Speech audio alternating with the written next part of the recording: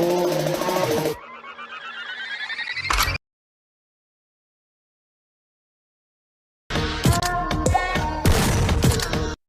Back to my YouTube channel please क्यापकटमा हजुरलाई स्वागत छ। सो भिडियोको प्रिभ्यू त अलरेडी हेर्नुभयो होला। हजुरले पनि यस्तो खालको भिडियो सजिलैसँग बनाउन सक्नुहुन्छ। भिडियो बनाउनको लागि चाहिँ क्यापकट इन्स्टल गर्नुपर्छ। हजुरले क्यापकटमै सिम्पली क्लिक गरेर इन्स्टल गरिसकेपछि हजुरले चाहिँ स्टेप बाई स्टेप हेर्नु होला, अलिकति पनि मिस नगर्नु होला। सो हजुरले न्यू प्रोजेक्टमा क्लिक गर्नु होला, फेरि फोटोमा जानु होला।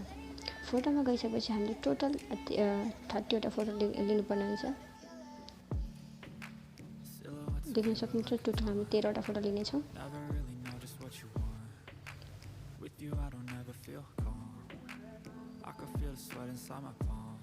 जो टोटल 13 वटा फोटो लिनुपर्ने हुन्छ।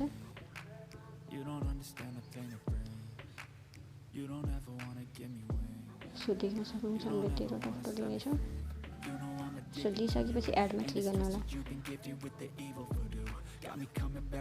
सो गरिसकेपछि चाहिँ स्टार्टेड पोजिसनमै आउनु होला।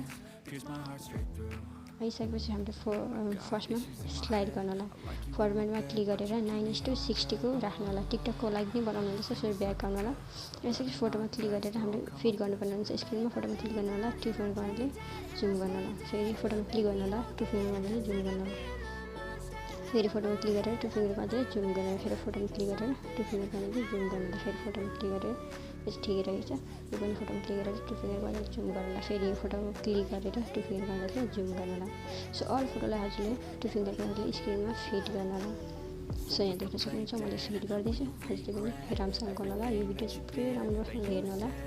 सो मैले फिट गरिसकेँ। इन्डिङलाई सिलेक्ट गरेर डिलिट गरिदिनु होला। गरिसकेपछि यहाँ देख्न सक्नुहुन्छ हजुरले चाहिँ स्टार्टेड पोजिसनमा आउनु होला। अब चाहिँ हामीले यहाँनिर ड्युरेसन दिनुपर्ने हुन्छ। हाम्रो फर्स्ट फोटोको ड्युरेसन रहेको छ 3.5 रहेको छ। सो यहाँ देख्न सक्नुहुन्छ हामी 3.5 दिनेछौँ। सो सेकेन्ड फोटोको ड्युरेसन रहेको छ 0.3 रहेको छ। सो जुम गर्नलाई भएन भने हजुरको फेरि बिग्रिन्छ। फेरि थर्ड फोटोको पनि हामीले 0.3 दिनुपर्ने हुन्छ। सो अब हामीले फोर्थ नम्बर फोटोको चाहिँ ड्युरेसन 0.6 दिनुपर्ने हुन्छ।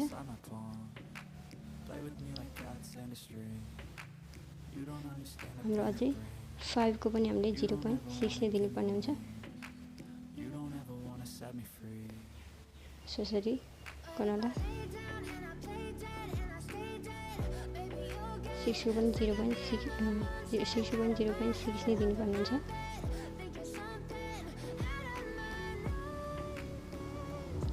सेभेनलाई पनि हामीले 0.6 नै दिनुपर्ने हुन्छ। 8लाई पनि हामीले 0.6 नै दिनुपर्ने हुन्छ। 9लाई पनि हामीले 0.6 नै दिनुपर्ने हुन्छ। 10लाई पनि हामीले 0.6 नै दिनुपर्ने हुन्छ। 10लाई पनि 0.6 नै दिनुपर्ने हुन्छ। यसलाई पनि 0.6 नै दिनु होला। लास्टलाई पनि 0.6 नै दिनु होला।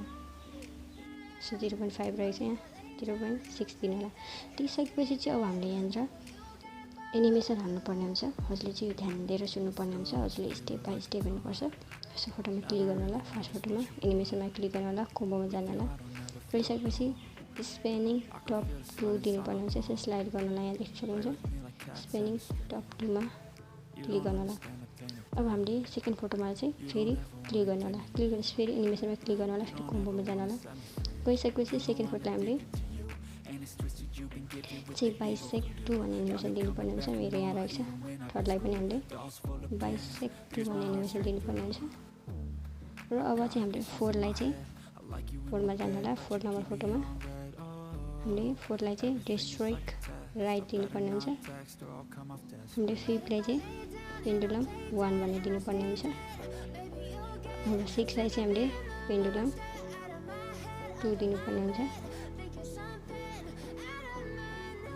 त्यसै गरी हाम्रो 7लाई चाहिँ फेरि डेस्ट्रोइक राइट नै दिनुपर्ने हुन्छ। त्यसै गरी हाम्रो 8लाई चाहिँ फेरि पेन्डुलम 1 दिनु होला। फेरि हाम्रो 9लाई फेरि पेन्डुलम 2 नै दिनु होला। हजुरहरूले स्टेप बाई स्टेप हेर्नु होला। सो अब हामीले फेरि 9 लाई चाहिँ यहाँ देख्न सक्नुहुन्छ हामीले फेरि हामीले यहाँनिर देख्न सक्नुहुन्छ यहाँ 13 वटा फोटो रहेको छ। सो हामीले कतिवटालाई दिउँ यहाँ देख्न सक्नुहुन्छ स्टार्टेड पोजिसनमा आउनु होला। 1 लाई दिउँ। हजुर चेक पनि गर्नु होला यसरी 2 3 4 5 6 7 8 9 9।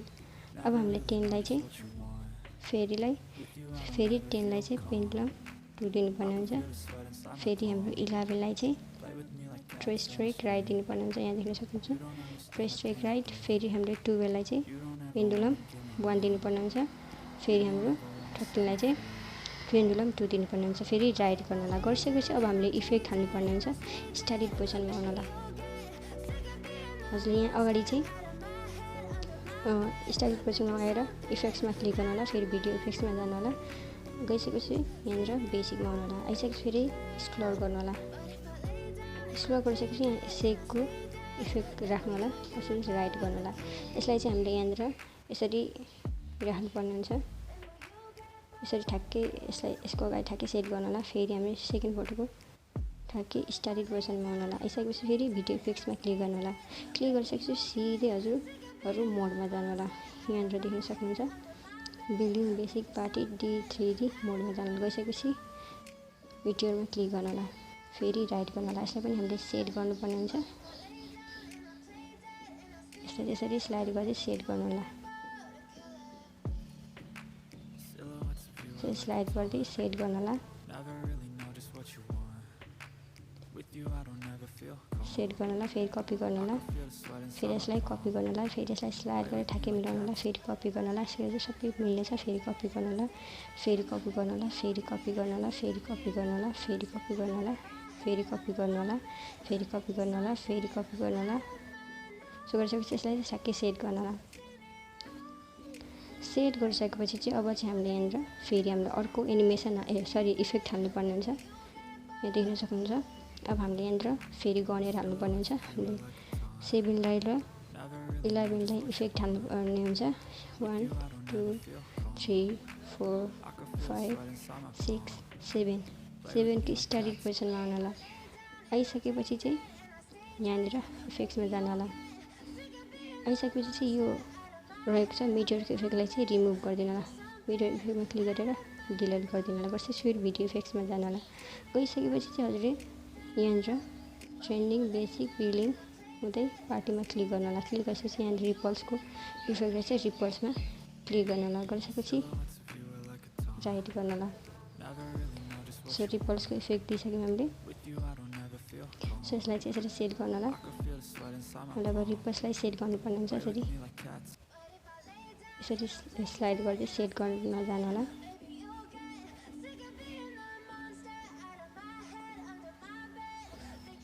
सो यहाँ देख्न सक्नुहुन्छ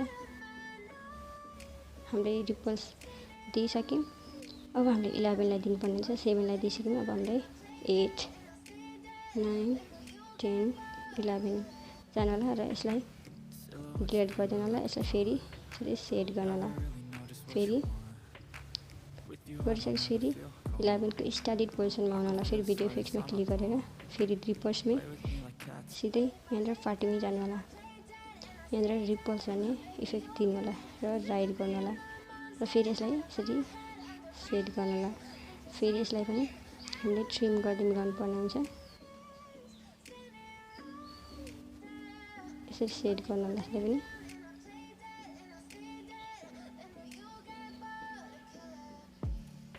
सो यहाँ देख्न सक्नुहुन्छ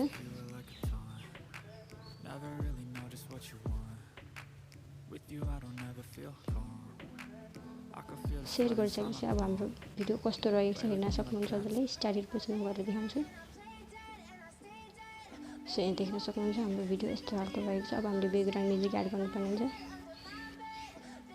सो ब्याकग्राउन्ड म्युजिकको म्युजिक एड गर्न पनि सिकाउने छु हजुरलाई भिडियोमा। सो स्टार्टेड पोजिसनमै आउनु होला ब्याकग्राउन्ड म्युजिक एड गर्नको लागि। एड अडियोमा क्लिक गर्नु होला, एक्सट्र्याक्टमा क्लिक गर्नु होला। हजुरलाई ब्याकग्राउन्ड म्युजिकको डाउनलोड लिङ्क पनि डिस्क्रिप्सनमा राखिदिन्छु, हजुरले त्यहाँबाट डाउनलोड गर्नु होला यो भिडियो कम्प्लिट हेरेर। सो इनपुट साउन्डमा क्लिक गर्नु होला, क्लिक गरिसकेपछि यहाँ देख्न सक्नुहुन्छ।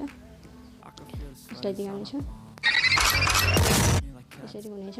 अब हजुरहरूले ग्यालेरीमा सेभ गर्नको लागि माथि एरोको अप्सन छ, त्यसमा क्लिक गर्नुपर्ने हुन्छ। म यहाँनिर देखाउनेछु हजुरलाई। सो हजुरलाई चाहिँ यहाँनिर सेटै गरेर दिनेछु, माथि एरोको अप्सन छ त्यसमा क्लिक गर्नु होला। Thank you so much. Next भिडियोमा भेटौँला हामी।